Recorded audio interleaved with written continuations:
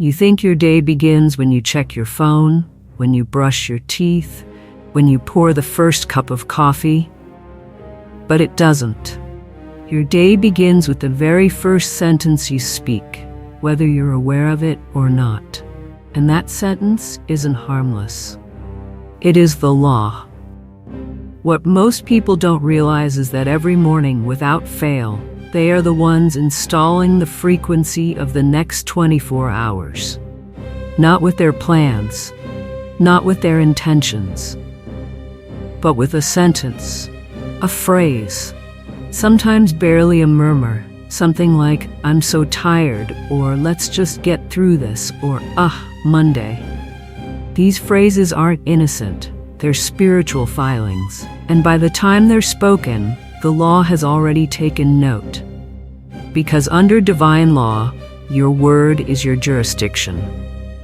Your subconscious isn't waiting to see what kind of day you'll have. It's waiting for your first instruction. Florence said it clearly. Man's only enemies are fear, doubt, and worry. But you wake up and greet the morning with all three, wrapped in casual remarks. And the law does not interpret tone. It only records truth as spoken. So when you say, "I don't know how I'll make it," it doesn't hear confusion. It hears commitment. And then it obeys. This is why your mornings feel heavy. This is why money delays. This is why opportunities seem random. Because you haven't trained your mouth to lead. You've trained it to report, to beg, to react. But the law was not designed to serve hesitation. It responds to command. Let me be specific.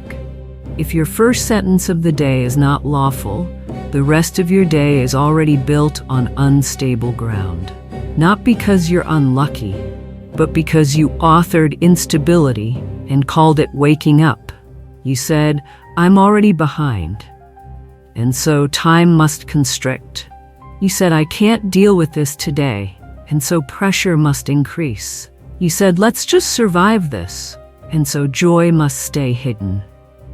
You didn't know you were making covenants with chaos, but now you do, and now you must speak differently. There is no neutral word, not in the morning, not when the subconscious is still open, still impressionable, still waiting for alignment. The first thing you say before the text, before the coffee, before the scroll should be law. It should not describe how you feel.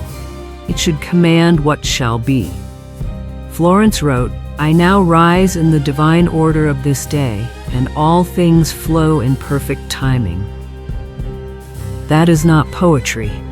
That is legislation. She didn't teach you to hope things go well. She taught you to speak the day into spiritual structure. This means your greatest wealth practice may not be what you invest, save, or plan.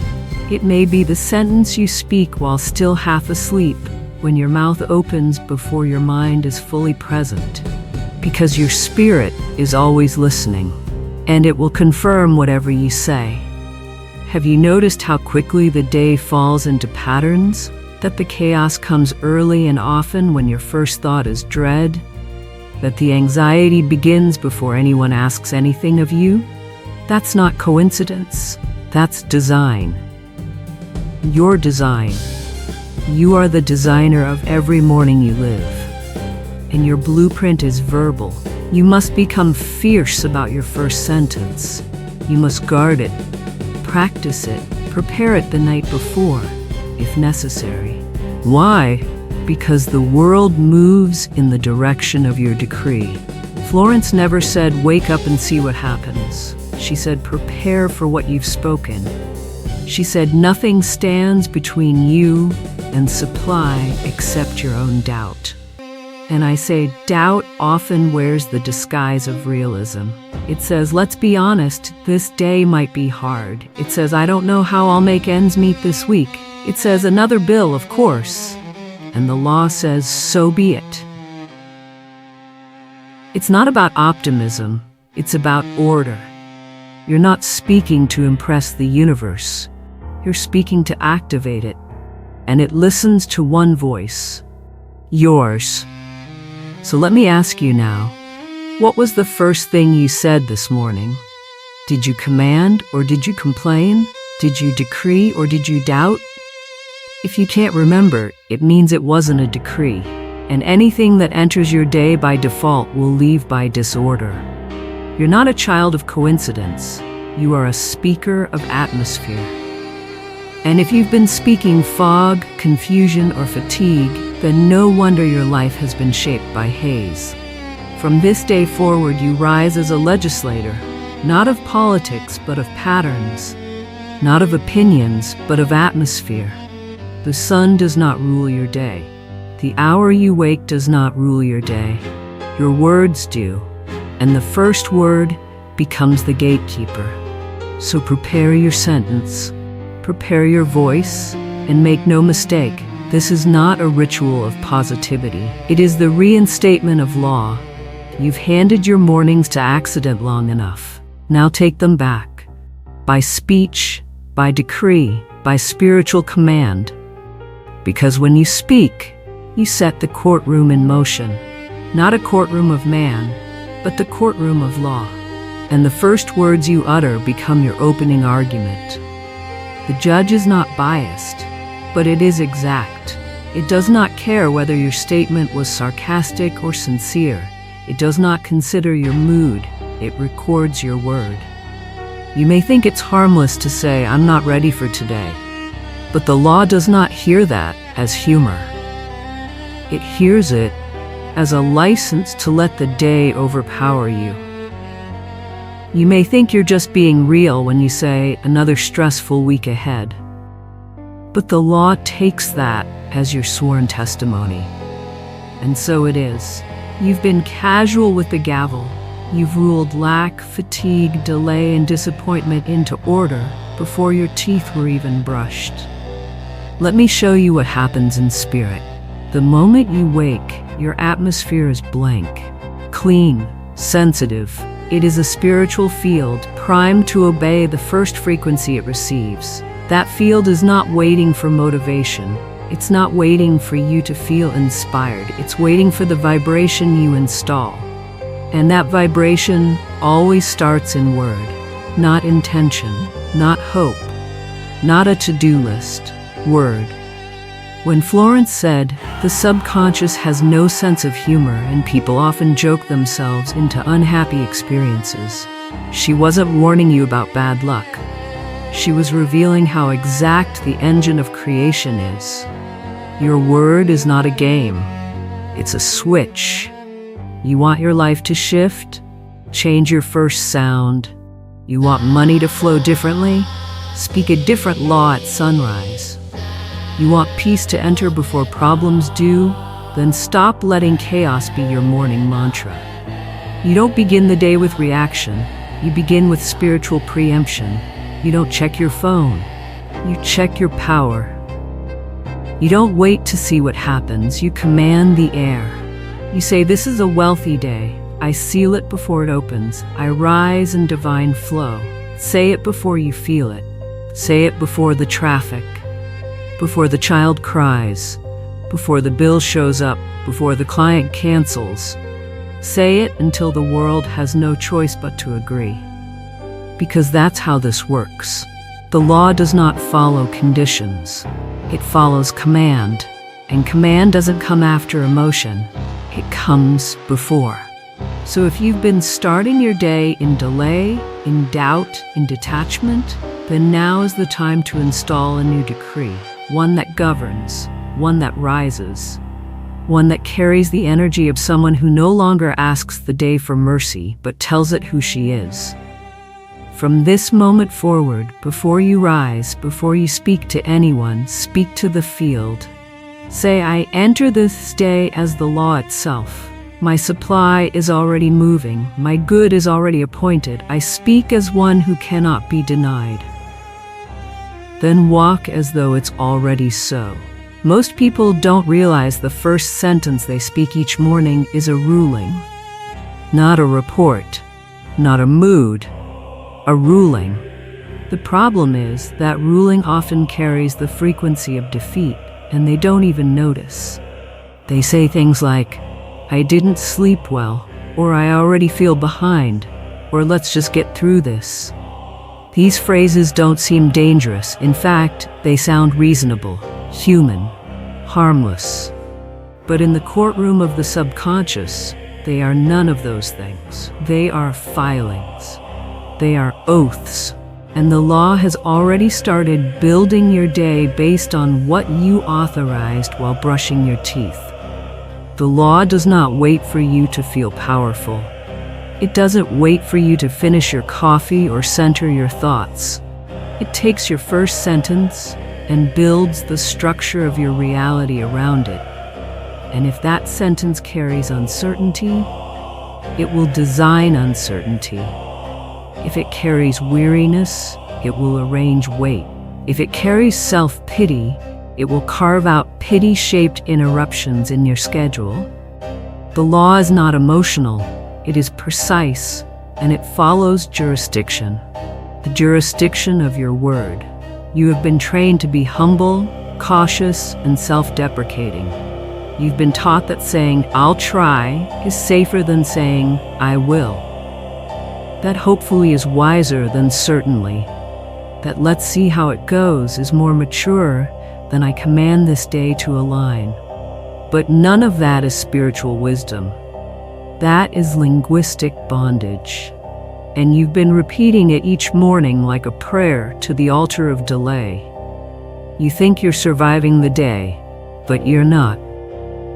You're still under the command of the first sentence you whispered at 6:42 a.m. while half awake and doubting. That was the moment the law took your vibration and ran with it. You never stopped it. You never replaced it. You never revoked it. So it carried you all day under a verdict you didn't even mean to issue. Florence said, "Never do today what intuition says to do tomorrow." But most people do the opposite. They wake up and start solving problems they haven't even encountered yet. They speak lack before lack arrives. They brace for a fight before anyone throws a punch. They say, "Let's hope this meeting isn't a disaster," and then wonder why it turns tense. The answer is simple. The law was already sent ahead by their word. And what you send ahead of you always returns. You say, "I can't afford another mistake." The law hears, "Send me a situation that proves I am fragile." You say, "I hope they pay me on time." The law hears, "I am unsure if I deserve to be paid." You say, "Let's see what happens." The law hears, "I have no claim to authority over this day." And so the universe rearranges itself to accommodate your hesitance. This is not punishment. This is design. You were never meant to drift into your day with your spirit half on. You were never meant to speak phrases that invite chaos and call it realism. You were meant to rule the first 10 minutes of your consciousness with such clarity, such power, such alignment, that the rest of the day has no choice but to follow. But you've been issuing mixed signals, cloudy orders, fragmented truth. You've been hoping that effort later in the day can fix the frequency you released this morning. But the law doesn't work that way.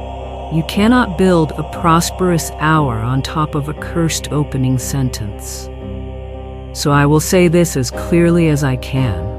The most important moment of your financial flow is not when you make a sale, receive a payment, or write a strategy. It is the sentence you speak before the world hears your name. That sentence is your signature on the contract of this day. So what have you been signing? I hope this isn't another struggle. I feel off, but I'll push through. I just need to survive today. These aren't harmless phrases. They are triggers. They are frequencies. They are spiritual magnets. And if you keep using them, your subconscious will keep producing results that match. So today, you must change the opening line. You must interrupt the pattern before it builds another day you have to fix. You must take the pen back from your fears and write a new sentence into the sky above you. Here's how it begins. This is a wealthy day. My voice is law. Every word I speak realigns the unseen to serve the divine plan. Say it once, then again, then slower. Let it enter your atmosphere like a drumbeat no resistance can interrupt. Let it replace the muttered complaints, the apologetic wishes, the worn-out mantras of powerlessness. You do not beg your way into breakthrough. You speak it. You do not wait to feel brave. You issue the decree. You do not describe your weariness. You cancel its assignment, because this day will become whatever your first sentence allows. And if your mouth has been granting permission to fear, to lack, to fog, then now is the time to revoke it. The law is listening, and the contract is still open. Most people think that speaking a sentence once is enough to be counted by the universe. But that only applies if you are speaking in a place where no resistance exists. You are not. You are speaking inside a courtroom filled with memories, disbelief, family programming, nervous tension, debt frequency, emotional fatigue, cultural hypnosis, and private fear. These are not just moods. They are echoes. They are remnants of every prior command you've ever spoken in misalignment. And when you issue a new decree, it doesn't just land on a clean field. It has to pierce through layers of spiritual static. That's why Florence never taught you to whisper a new truth once and wait. She taught you to speak, repeat, and install until the field accepts new instruction. The subconscious cannot argue, but it does delay compliance when it hasn't heard enough repetition to override what it already holds. So when you speak the new decree, speak it 3 times, not as performance, not as emphasis, but as a legal act. Because the first time, you speak it to your conscious mind, the part that is still trying to think its way into safety. The second time, you speak it to the body, the cells, the lungs, the organs, the electromagnetic skin that's been holding the shape of your old beliefs. And the third time, you speak it to the atmosphere, the realm that bends to what you vibrate, not what you intend. You are not affirming, you are activating. So begin. Say, I rise in divine wealth. Speak it slowly, with the gravity of someone who understands they've never actually risen this way before. Say it again. I rise in divine wealth. This time, let your breath follow the sentence as if it is blowing a trumpet across the gates of the invisible. Say it one more time. I rise in divine wealth. Now hold still. Don't speak next out of nervousness.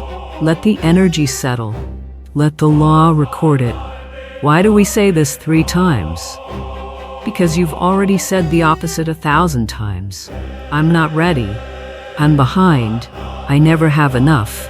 I'm trying. I hope it gets better. These phrases are not commentary. They are architecture. And they have built walls of delay around your provision.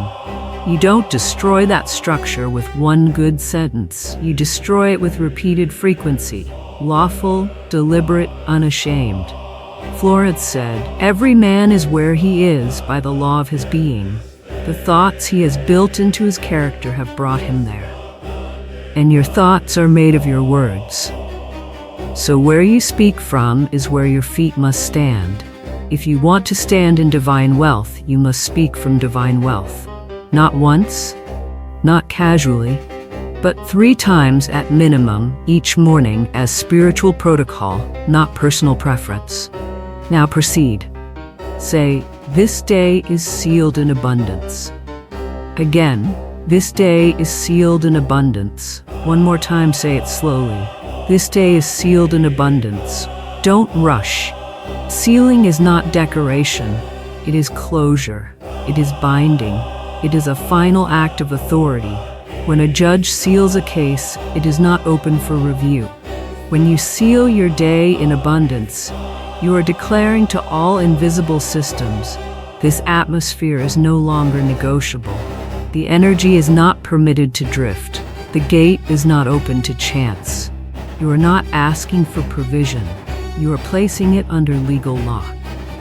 If you do not seal the day, the world will. The moment you step into the street, someone else's tone, energy, email, or headline will assign meaning to your hours. That is not spiritual dominion. That is reaction-based survival. Florence never told you to live that way. She said, "I now thank God the tide has turned to stay." That's a tone of closure, a tone of finality. And you must bring that same finality into the morning decree. Not as poetic ceremony, but as courtroom procedure. Now speak the third command. Say, "My word opens the gates of supply." Again, my word opens the gates of supply. For the final time, my word opens the gates of supply. Hold the last syllable as if you were unlocking the air itself, because that's what's happening. In the language of spirit, there are no metaphors. There are only mechanisms. If you say gates, the law begins to move through actual gateways, in time, in opportunity, in contact, in data, in vibration. If you say supply, the law takes inventory of what has been withheld and begins to reroute what was delayed. But only if you say it from a place of authority. What happens if you don't? The gates remain shut. Not because God is cruel, but because the law cannot respond to silence. It does not move on hope. It moves on word. You've wondered why money doesn't come, even after journaling, meditating, scripting, because none of that is spoken law. You've wondered why peace doesn't last, even when you do the work, because the work was internal, but the code was never vocalized. Florence said, "Fear is man's only enemy. It is faith turned upside down." And fear often hides in silence, in hesitation, in the refusal to speak out loud what you actually claim. So now we say it 3 times, not to feel better, not to hype ourselves, but to cancel what we've spoken before and install what must be obeyed now. When you say, "I rise in divine wealth," you cancel every morning you muttered about bills before breath. When you say, "This day is sealed in abundance," you cancel every foggy hour that drifted without clarity. When you say, "My word opens the gates of supply," you cancel every belief that said someone else held the key. This is not magic. This is law. And law, once spoken, overrides confusion, not because it explains, but because it decrees. You are now inside a new spiritual jurisdiction. The atmosphere has heard the phrase 3 times. The subconscious has registered the phrase 3 times. The emotional structure of the body has stabilized under repetition. You are no longer trying to shift the day. You have already shifted it. From this moment forward, your task is not to maintain the vibration through effort. It is to maintain the vibration through memory. Do not forget what you just said, because the moment you contradict it, with gossip, with panic, with apology, the gate begins to close again, not all at once, but enough to slow the movement. So stay in it. Speak only from what was just declared. Let your tone echo what your decree made law. Let your feet walk as if the ground already knows who you are. Let your hands move as if the transaction has already cleared. Let your calendar bend to the weight of your sentence, because that's what happens when the sentence is spiritual law. You are no longer the person who lets silence speak first. You are no longer the one who waits to feel aligned before declaring structure. You are the one who speaks first. You are the one who calls it good before it feels good. You are the one who names the field before it grows anything. And because of that, you are the one whose voice becomes instruction, not only to your finances, but to your identity. Say it 3 times, every morning, without fail. Not because the ritual is powerful, but because the law is loyal. It obeys the sound of your voice, not your circumstances. And when the sound repeats, the structure solidifies. And when the structure is sealed, the supply is automatic. Speaking your decree is only half the structure. The other half is sealing it, not by emotion, not by memory, but by record.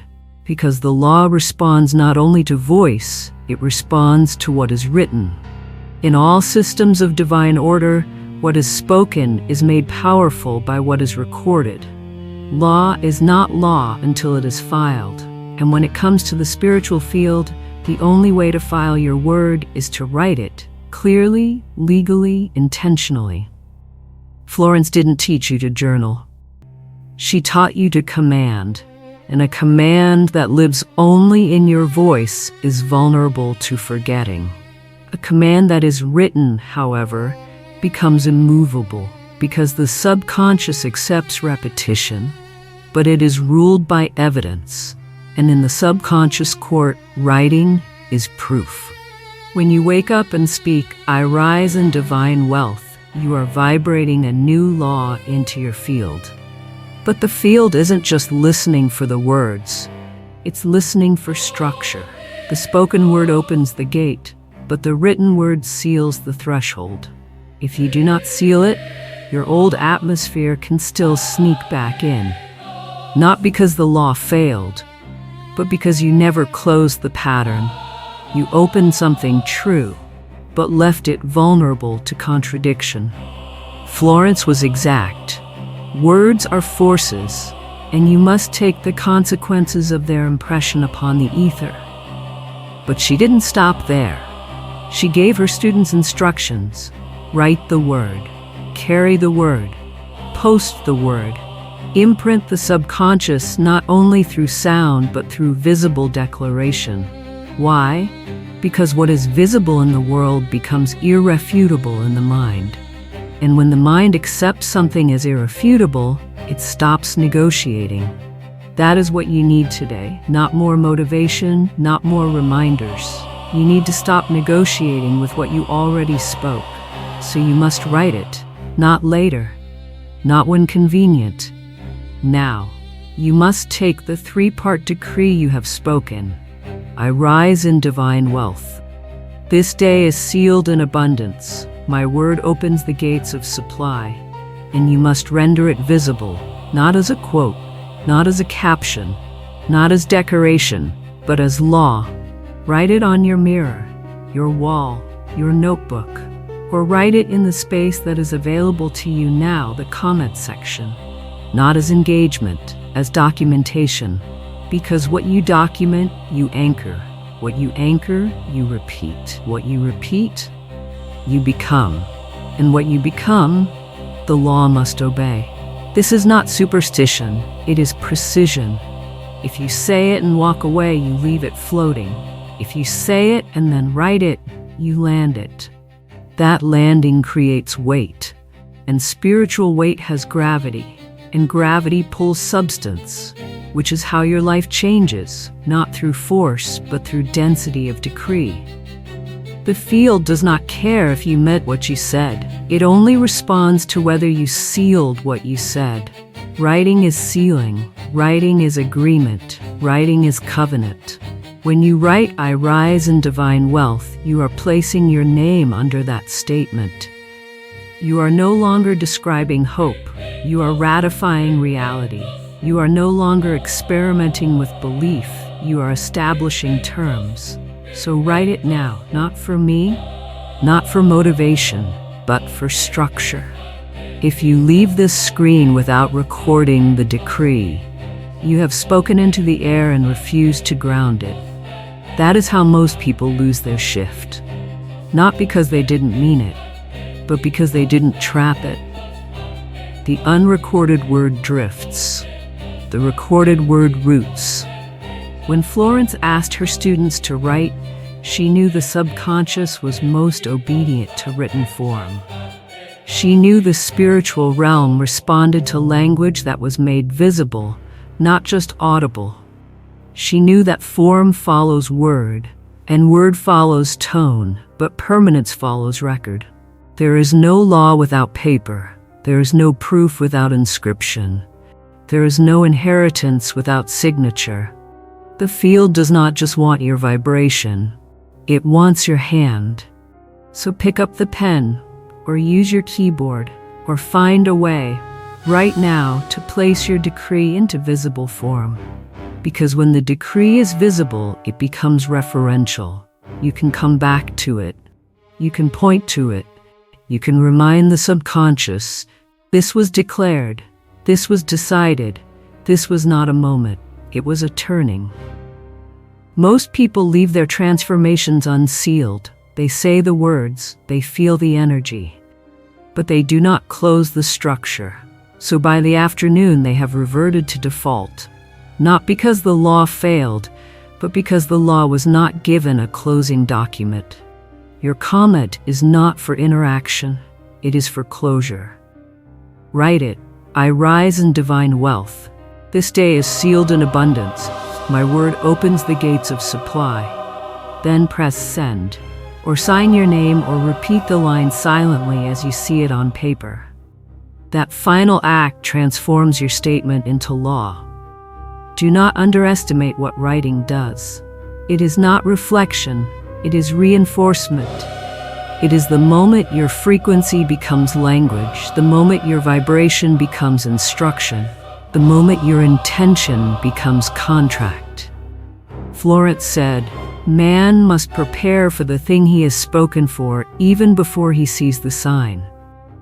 Writing is preparation. Writing is expectation. Writing is what the subconscious reads when doubt tries to rise again. So today, for the first time, don't just feel the shift. File it. Don't just believe. Behave like someone who knows what they said matters. Act like the person who doesn't just speak authority, but seals it. And let the very motion of your hand be the final spiritual proof that you are no longer the person who wonders. You are the one who governs. You are the one who commands. You are the one who writes it down. You are the one the law now follows. The moment you speak the decree, seal it, and write it into form, something irreversible has already occurred. The law has taken your word and placed it into motion. It has begun rerouting, rebuilding, rebalancing, even if you see nothing yet. But here's where most people break the flow. They check, they peek, they analyze, they wonder if it's working. And in doing so, they interrupt what was already moving. Because the law is not a vending machine, it is not triggered by begging, nor measured by proof. It is governed by structure, and structure is strongest when it is left undisturbed. Florence said it clearly. Man must prepare for the thing he has spoken for, though no sign of it is in sight. That preparation is not mental, it is behavioral, it is energetic, it is rhythmic. And the deepest rhythm of spiritual law is not repetition, it is movement. If you say you have risen in divine wealth, then you must walk like someone who has risen. If you say the day is sealed in abundance, then you must interact with time as if it is abundant. If you say the gates of supply are open, then your posture, your choices, your tone, and your trust must reflect someone who walks freely through them. Most people sabotage their spoken law by revisiting it with doubt. They replay the decree not to reinforce it, but to measure it. They repeat the words as if repetition is proof of effort, but the subconscious does not measure sincerity by how many times you say something. It measures sincerity by how you behave once it has been said. You cannot declare wealth and then check your account for confirmation. You cannot say the gates are open and then hesitate to move. You cannot declare abundance and then act like provision is somewhere else. These contradictions may seem small, but to the spiritual system, they are disruptive. Because the law does not respond to your highest moment, it responds to your most consistent vibration. Florence didn't say think the law, she said walk the law. That means you not check whether the decree is working, you work the decree, you speak it, you seal it, you behave as if it has been received. That is not delusion, that is dominion. That is not optimism, that is jurisdiction. Consider how you would behave if you knew, without question, that every word you spoke today was already being obeyed. Would you explain yourself? Would you chase? Would you second guess? Or would you move with a kind of holy certainty that rearranges rooms when you enter? This is what the law waits for. Not another prayer, but a posture. This is why the wealthy in spirit move differently. Not because they have more money, but because they understand that supply is not financial. It is structural, and structure responds to tone, not need. The minute your tone aligns with what you declared, the world bends. The minute your movement aligns with what you wrote, delays disappear. The minute your presence becomes more commanding than your questions, the gates stay open. So today, after all you have said, all you have sealed, all you have written, there's only one thing left to do: walk. Walk like the decree is irreversible. Walk like the field is listening to your footsteps. Walk like the order has already been processed and you are just showing up to receive. This is the part that breaks the old loop, because the old loop trained you to hope, then hesitate, to desire, then doubt, to speak, then watch and wait. That is not dominion.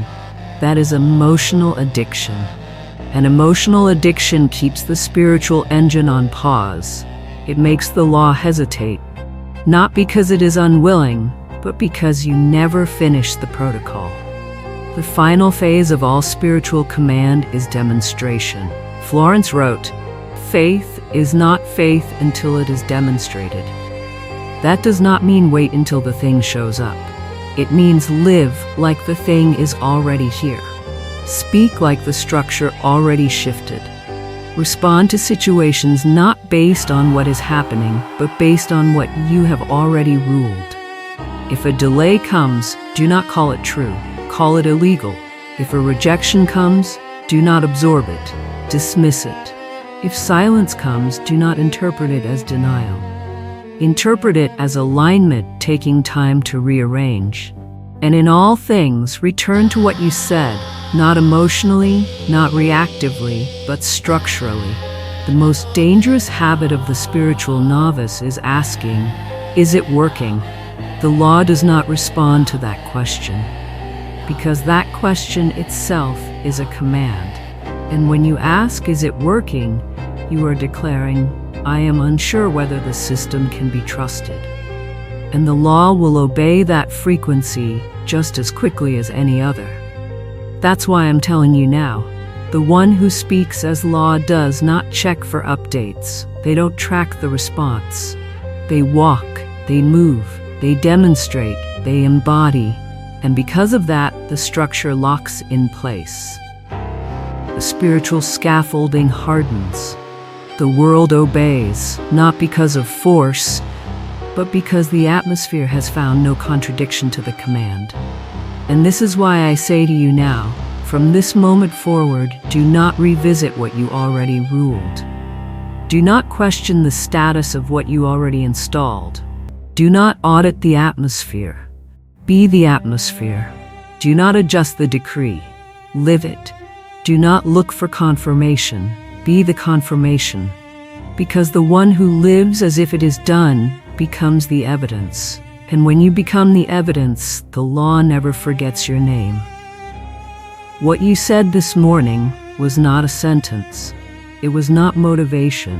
It was not strategy. It was atmosphere. And that means it does not leave you. It surrounds you. It permeates your actions, your tone, your presence. It is not something you go back to when you need a boost. It is something you carry as the environment itself. This is the part most people never enter. They say the right words, they even feel the shift, but they never stay in the frequency long enough for it to become climate. They treat the word like a spark. But Florence didn't teach sparks. She taught atmospheres. An atmosphere is not a tool. It's a realm. When you say, "I rise in divine wealth," and you seal that decree and you walk as if it is done, something changes in the way the world reads you. Not because your body changed, but because the field around you is no longer passive. It has been given identity. And that identity begins to train reality how to treat you. Florence called it the law of expectation, but what she meant was, your internal atmosphere speaks louder than your requests. If you say, "I walk in supply," but your atmosphere still carries the residue of fear, then the law hears fear. If you say, "I am provided for," but your tone contains doubt, the law aligns with the doubt. This is why the word must go deeper than language. It must become the field. You are not someone who uses the word anymore. You are someone who becomes the word. You are no longer reminding yourself. You are no longer practicing faith. You are abiding in the system you already initiated. Your word is not something to return to. It is the air you live in. When Florence said, "Your word is your wand," she didn't mean the word casts a momentary spell. She meant the word constructs the spiritual weather system you walk inside. That means you don't go back to your decree. You remain in it. That means when the unexpected happens, you don't collapse and start over. You interpret it as part of the structure you already built. You don't question the law just because reality hasn't caught up yet. You understand that what you said this morning is still unfolding in rooms you haven't walked into yet. Your task now is not to say more. Your task is to say less, because your atmosphere says everything. The person who truly walks in spiritual law doesn't over-explain. They don't convince. They don't prove.